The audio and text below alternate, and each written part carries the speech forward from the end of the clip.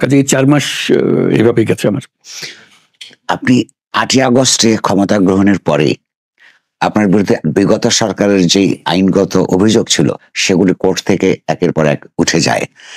লোকেরা কি এরকম ভাবনার লোকেদের সুযোগ আছে যে আপনার এই পজিশনের ভারে কিংবা প্রভাবে সেখানে এরকম কোনো ঘটনা ঘটেছে? আমি বলবো এটা আমি সরকারে থাকি বা দেশে থাকি না থাকি এগুলো এমনি চলে যেত। কাজে কোনো ভিত্তি নেই। আমাদের যারা প্রতিনিধিত্ব করছে আমাদের আদালতে যে আমাদের উকিলরা আছেন তারা এটা বোঝাতে পারতেন যে এটা কোনো ভিত্তি নেই, এটার কোনো প্রশ্ন নাই, তথ্য নাই, কিছুই নাই। কাজেগুলো খুবই ঠুনকো জিনিস ছিল। এটা আমার জানান অজানার কোনো বিষয় না। এটা হলো যে এটা যেহেতু এটা বিচারের বিষয়, বিচারেই চলে যেত। কাজে আমি থাকলেও যেত, না থাকলেও যেত। ঘটনার চক্রে আমি ছিলাম, ক্ষমতাতে ছিলাম। কিন্তু লোকেরা যে বিচার ব্যবস্থার উপর তৎকালীন এক্সিকিউটিভের রাষ্ট্রের প্রভাবের কথা বলছিল বা বলা বলি আছে এখনো, তাহলে কি আপনি মনে করেন ওনারা ক্ষমতা থাকলেও কোর্ট যে ওইভাবেই ব্যবহার করতো, মানে ন্যাচারাল পদ্ধতিতে? ওরা করে নাই তো, আগের যারা ছিল তারা তো করে নাই বলেই তো আমি আদালতের মধ্যে ঘোরপাক খাচ্ছিলাম। এখন যারা এসছে তারা বিচার চাচ্ছে, বিচার প্রতিষ্ঠিত করতে চাচ্ছে। সেভাবেই যদি চলতো তাহলে তো আমি জেলে যাবার একটা, অবশ্যই আমি তো জেলে যাবার পথেই ছিলাম, আসা যাওয়ার পথে। প্রতিবারই মনে হচ্ছে এবারই বোধহয় জেলে যেতে হবে। মাঝে মাঝে প্রস্তুতি নিয়ে গেছি যে হয়তো ফেরা নাও হইতে পারে এবার। আমার সহযোগী যারা আছেন তারা তাদের আত্মীয় স্বজনকে বলে গেছে, তাদের জন্য আমি বলছি আমার কিছু করার নাই, যেমনি আছে হবে। আমি আমার ফ্যামিলিকেও এরকম কোনো প্রস্তুত করে যাইনি, বলি যে রেখে দিলে রেখে দেবে, নিয়ে গেলে নিয়ে যাবে। আমি খুব সহজভাবে দিচ্ছিলাম যে এটা নিয়তির খেলা, এটা যেভাবে হবার হবে, এটা আমি প্রস্তুতি নিয়ে আমার কোনো কাজ নেই। বলে জেলে থাকলে তো এই করতে হবে, করবো, এটা যখন কপালে আছে এটা আমি করে যেতে হবে। আপনি মাত্র বললেন যে এটা একটা ভিন্ন জগৎ এবং এইভাবে জড়িয়ে পড়তে হবে, এরকম একটা রাজনৈতিক দায়িত্ব তো রাষ্ট্র পরিচালনা, সেটা আপনি চিন্তা করেননি? না। আপনি 2007 সালে যখন একটা পার্টি করতে গেছিলেন সেই সময় তো এটা রাজনৈতিক কর্মকাণ্ড হিসেবেই চিন্তা করেছিলেন। সেখানে যদি আপনি কন্টিনিউ করতেন আপনাকে তো রাজনৈতিক দায়িত্বই গ্রহণ করতে হতো। সেটার কারণ ছিল যে এখানে কোনো রাজনৈতিক দল ছিল না তখন। সবাই আমার বন্ধু বান্ধব, সহযোগী, পরিচিত সব যে আপনি একটা করেন, আপনি একটা করেন, এই পেছনে লেগে রইল। আপনি ছাড়া পারবে না কেউ, এই যা যা বলে আর কি আশেপাশের লোকজন। এত ত্যক্ত বিরক্ত হয়ে শেষে বললাম ঠিক আছে আমি করবো। এই পথে আসতে যেতে এটা ঘোষণা সাংবাদিকরা ধরলো, আমি যে হ্যাঁ আমি করবো, এই দিয়ে শুরু হলো। তখন বেশিরভাগ সময় আমি আসা যাওয়া করছিলাম বিভিন্ন জায়গায়, উত্তরবঙ্গে যাচ্ছিলাম, চিটাগাং যাচ্ছিলাম। এই প্রত্যেকবার এয়ারপোর্টে এগুলো কথাবার্তা হচ্ছিল, আর কোথাও না। ধর বল যে তাহলে এক সময় ধরলো যে তাহলে কি নাম দেবেন? আমি যে নাম ঠিক করি নাই, নাম ঠিক করলে আপনাদের জানাবো। তো এবার নাম ঠিক করছে না কি জান, তখন অবশ্যই একটা নাম দিলাম, এই নাম হবে নাগরিক শক্তি। তারপর বুঝলাম যে এটা বেশ এগিয়ে যাচ্ছে জিনিসটা। তারপর বললো যে এটা মতামত নাও, সবাই বললাম যে এটা মতামত নেওয়ার, যেটা কোনো রকম এটা থেকে দূরে সরা যায় কিনা তার চেষ্টা করছিলাম। নামও হলো, মতামত হলো। তারপর আমি দেখলাম যে না, এটা তো বেশিরভাগ ঢুকে যাচ্ছে এর ভেতরে। তখন দর্শকটা প্রায় হবে। তখন বললো যে না ভাই আমি কোনো রাজনৈতিক দলও করছি না, কিচ্ছু না। কাজে আমার মাথার ভেতরে একদিন এই রাজনীতির মধ্যে দিয়ে গিয়ে ক্ষমতায় যাও এরকম কোনো পরিকল্পনা ছিল না। এটা দীর্ঘমেয়াদী জিনিস, এটা সাময়িক বিষয়গুলোকে। রাজনৈতিক দল তো শেষ পর্যন্ত ক্ষমতার সঙ্গে সম্পর্কিত ছিল, কিন্তু তখন আমি তো আসলে রাজনৈতিক দল করতে চাচ্ছিলাম না, ঠেকা দেওয়ার জন্য এগুলো বলে যাচ্ছিলাম। বলতে বলতে এটা সবাই ধাক্কা দিচ্ছে, বলতে আপনাকে করতে হবে করে যাচ্ছিলাম। শেষে মনে করলাম যে না এটা বেশ গভীরে চলে যাচ্ছে। তখন মনে করলাম যে অনেক পরিষ্কার বলে দেয়, সবাই হতবাক হয়ে গেছে। আমি আমার বন্ধু বান্ধব বিরক্ত হয়ে ছেড়ে দিলেন, একটু বিরক্ত হয়ে ছেড়ে দিলাম। আপনি কি আলাপ করেছিলেন বন্ধুদের সঙ্গে? কিচ্ছু করিনি, সেজন্য আরো হতবাক হলো যে কিচ্ছু না বলে আপনি আমাদেরকে বললেন না, আমরা পেছনে বললাম একদিন ধরে। আমাদের মনক্ষুণ্ণ হবার কথা, খুবই মনক্ষুণ্ণ গেছে, খুবই মনক্ষুণ্ণ। তারা এখন কি আনন্দে আছে? তারা কাছে আসে না বলে আবার কোন দিকে নিয়ে যায়। ওই নাগরিক শক্তির সঙ্গে যে ছাত্রদের নাগরিক কমিটির কোনো চিন্তা বা ভাবনার সম্পর্ক আছে? নাগরিক শব্দটা কমন আছে এটা দেখতেছি, তারপরে আমার সঙ্গে তার কোনো আলোচনা হয় না, তারা কোথা থেকে শব্দ পেলো না পেলো। এই শব্দটা যে কোনো লোক ব্যবহার করতে পারে, কিন্তু আপনার সঙ্গে কোনো পরামর্শ করে নাই তারা? আপনি প্রায়ই বলেন, কয়েকবারই বলেছেন জাতীয় এবং আন্তর্জাতিকভাবে, যে ছাত্ররা আপনাকে এই জায়গায় নিয়ে এসেছে তাদের ম্যান্ডেটের কারণে। ছাত্র সমাজ হিসেবে 5ই অগাস্ট যেই পরিমাণ তারা সমন্বিত ছিল, সংগঠিত এবং একাকার ছিল, এইটা যদি বিভক্ত হয়ে যায়, তাদের উদ্দেশ্য সাধিত হয়ে যাবার পর, এই অর্থে যে ইমিডিয়েট উদ্দেশ্য ছিল তৎকালীন একটা স্বৈরতান্ত্রিক সরকারের পতন, তার পতনের পরে তাদের বিভিন্ন ছাত্র সংগঠনের বিভিন্ন রাজনীতি আছে, তারা যদি বিক্ষিপ্ত হয়ে পড়ে কিংবা তাদের স্বার্থের, রাজনৈতিক স্বার্থের সংঘাত ঘটে, তখন আপনার ম্যান্ডেটটা প্রশ্নবিদ্ধ হবে না? এটা হলো অন্তর্বর্তীকালীন সরকার, আমি সেই সরকারের একটা অংশ। ওটা হলো রাজনীতি। এই সরকারে আমি কতদিন আছি না আছি সেটা ব্যাপার। ওরা কি করছে, রাজনীতির কি ফল দাঁড়াবে সেটা ভিন্ন জিনিস। এটা একজন নাগরিক হিসেবে হয়তো চিন্তা করতে পারে যে কি হবে না হবে, কিন্তু সরকার হিসেবে আমি আমার দায়িত্ব পালন করছি যতটুকু আমার সাধ্য কুলায়। কিন্তু যেহেতু ওদের একটা আমার প্রশ্ন হচ্ছে, সংঘবদ্ধ ছাত্র সমাজের ম্যান্ডেট ছিল, সেই সংঘবদ্ধতাটা যদি বিচ্ছিন্ন হয়ে পড়ে, দুর্বল হয়ে যাবে। দুর্বল হয়ে যাবে, অবশ্যই দুর্বল হবে। এরকম সম্ভাবনা আপনি দেখেন? সবসময় সম্ভাবনা তো থাকে।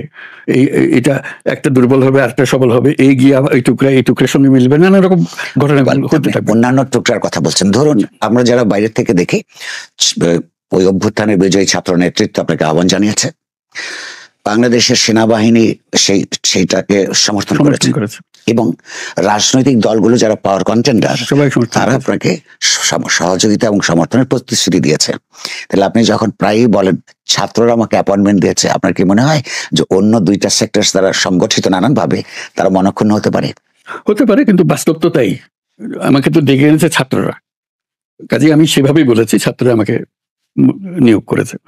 এখন সবাই মিলে এটা সমর্থন করেছি আমরা, সেটা হলো বৃহত্তর একটা জিনিস। কিন্তু ইমিডিয়েট ছিল যে আমার সঙ্গে কথাটা হচ্ছে ছাত্রদের সঙ্গে, যাদের সঙ্গে আমার কোনো পরিচয় নাই, তাকে জীবনে দেখিনি তাদের সঙ্গে আমার পরিচয়, সেভাবে আমি কথাটা জানিয়েছি, আমার বাস্তবটা জানিয়েছি। আচ্ছা, তো আপনার কারো মনক্ষুণ্ণ করার জন্য, কাকে আঘাত দেওয়ার জন্য ওরা দেয় নাই, ওরা দিয়েছে, ওরকম কিছু না। মানে প্রকৃত পরিস্থিতিটা পাওয়ার ব্লকস থাকে তো, এই তিনটাই আপনার জন্য, দেশের মানুষের জন্য, আপনার সরকারের অস্তিত্ব চলমান থাকার জন্য জরুরি আমাদের মনে হয়। আপনার এই যে প্রধান উপদেষ্টা যে নাম, মানে নমেনক্লেচার অফ দ্য পজিশন, এটা আপনি এগ্রি করলেন কেন? আপনি কাকে উপদেশ দেন? ওগুলো আমার মাথায় আসেনি। নামটা কি, উপদেষ্টা হলো না কি হলো, দায়িত্ব নিতে বলেছে, আমি দায়িত্ব নিতে। উপদেষ্টা তো একটা পজিশন, আমি জানি না, এক্সিকিউটিভ পজিশনের নাম না। উপদেষ্টা মানে আপনি কাউকে, আমি এগুলো ব্যাখ্যার মধ্যে যাই নাই। বলছে আপনাকে দায়িত্ব নিতে হবে এই সরকারের, আমি দায়িত্ব নিয়েছি। কি নামটা কি দিল না দিল, কোথার থেকে মনে হয়েছে? তো মনে হয়নি, কারণ বলছে যে এটা এই ধরনের পরিস্থিতির এই ধরনের নামই হয়। কাজে আমার চ্যালেঞ্জ করার কিছু নাই। দুইটা ভিন্ন।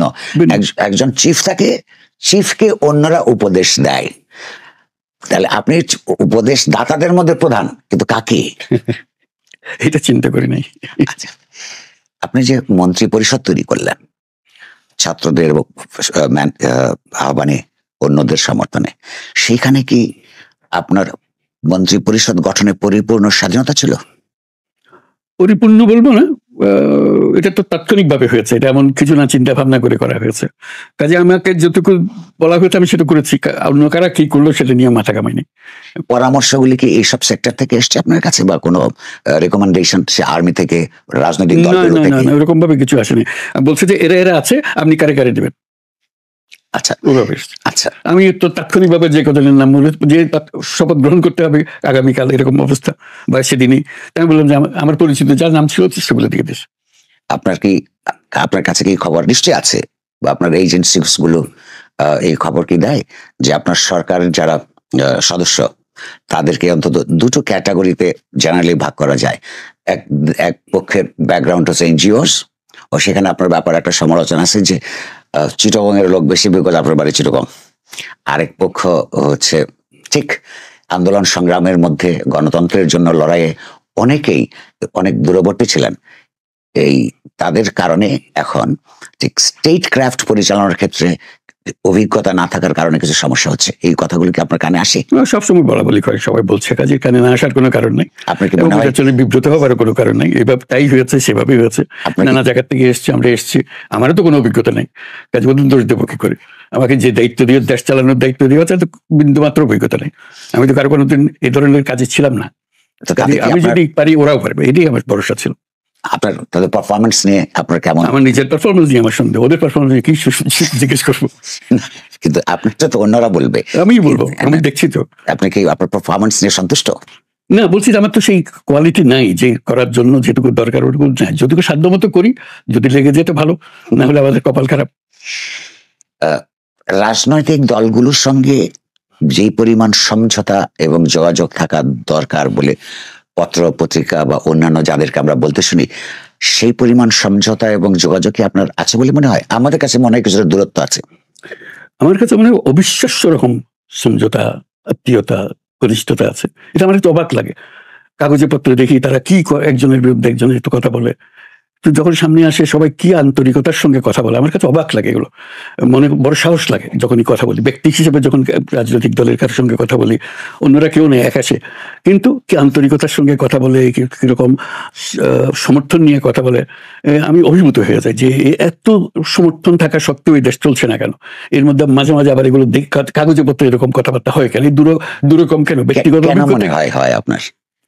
এটাও তো রাজনৈতিক কত কিছু অঙ্গভঙ্গি আছে বলে, যেগুলো চালু হয়ে গেছে। ওইভাবে কথা না বললে এটা রাজনৈতিক নেতা বলে মনে হয় না, ওইভাবে ওই শব্দে কথা বলতে হয়, সুরে কথা বলতে হয়, টেলিভিশনে গেলে ওই কণ্ঠে কথা বলতে হয়। কিন্তু যে মাত্র ব্যক্তি হিসেবে কথাবার্তা বলেন, বলার সম্পূর্ণ ভিন্ন। কাজে সেটার আন্তরিকতা এবং সেটার ঘনিষ্ঠতা আমাকে অভিভূত করে, প্রতিবারই আমার এখানে অভিভূত করে। আপনাকে একটা অন্য কথা আসে, আপনার সরকার সেপ্টেম্বর মাসে, সম্ভবত অক্টোবরে, একটা সিদ্ধান্ত নিয়েছিলেন যারা এই গণতন্ত্রের আন্দোলন এবং অভ্যুত্থানে প্রাণ দিয়েছেন তাদের প্রত্যেকটা পরিবারকে 30 লক্ষ করে টাকা দিবেন। পরবর্তীকালে জুলাই ফাউন্ডেশন হলো, সেখান থেকে কথা এসেছিল যে আহতদের 1 লক্ষ টাকা করে এবং 5 লক্ষ টাকা করে যারা শহীদ হয়েছেন, তরুণ তরুণী, ধনী গরিব মধ্যবিত্ত নির্বিশেষে তাদেরকে দেওয়া হবে। আপনি নিশ্চয়ই অ্যাওয়ার যে সেই প্রতিশ্রুতি পালিত হয় নাই এখনো। এটা কেন? ইতিমধ্যে আপনারা 1000 কোটি টাকা করে বিভিন্ন ব্যাংকে দিয়েছেন রাষ্ট্রীয় এক্সচেকার থেকে, লুটপাটের কারণে যে সমস্ত ব্যাংক ক্ষতিগ্রস্ত হয়েছে, কিন্তু যারা এই ব্যবস্থাকে বদলালো তাদেরটা প্রায়োরিটিতে আসলো না কেন? তাদের প্রায়োরিটিতে ছিল বলেই তো কথা ঘোষণা হলো, প্রায়োরিটিতে ছিল, কিন্তু বাস্তবায়ন করা যায়নি। এগুলো হলো যে আভ্যন্তরীণ দুর্বলতা, ক্যারি আউট দ্য অর্ডার, এই যে কিভাবে টাকা কার কাছ থেকে কোথায় যাবে, কিভাবে বিতরণ হবে, এগুলো নিয়ে দেওয়ার ব্যাপারে কোনো সন্দেহ নেই। যত টাকা লাগে তাদের এই কমিটমেন্ট আছে এবং তাদের পুরো জীবৎকালে যত সমর্থন দরকার, যত পয়সা কড়ির দরকার, সবকিছুর জন্য কমিটমেন্ট আছে, এটা নিয়ে কোনো সন্দেহ নেই। টাকারও কোনো অভাব নাই। এটা মাঝখানের যে লাগতে পারে মোটামুটি এখন প্রজেক্ট করতে আমার ভয় লাগে যে কথা বলে ওটা পারি না, তো শেষ পর্যন্ত গিয়ে পৌঁছে না। কথার আন্তরিকতা তো মানুষ বিশ্বাস করে। আপনার অনুমান, অন্তত এটা তো খুবই একটা ইমিডিয়েট এবং প্রায়োরিটির মধ্যে থাকার কথা। এটা কি বিউরোক্রেটিক ট্যাঙ্গলস এর কারণে হচ্ছে? বিউরোক্রেটিক ট্যাঙ্গলস এর মধ্যেই, এই কার হাত দিয়ে কিভাবে যাবে, কার কাছ থেকে কোথায় যাবে, এগুলো নিয়ে গোলমাল হচ্ছে, আর কিছু না। তাতে বিউরোক্রেসির কিছু হচ্ছে না, কিন্তু সরকার, আপনার সরকারের বদনাম হচ্ছে। এটা আমাদের সবার সম্মিলিত বটে। আমি ব্যুরোক্রেসিকেও দোষ দেবো না, তাদেরও নিয়ম কানুন আছে। আমরা হয়তো সে নিয়ম কানুন বুঝি না বলে কানেকশনটা ঠিক মতো করতে পারিনি। আপনার কোনো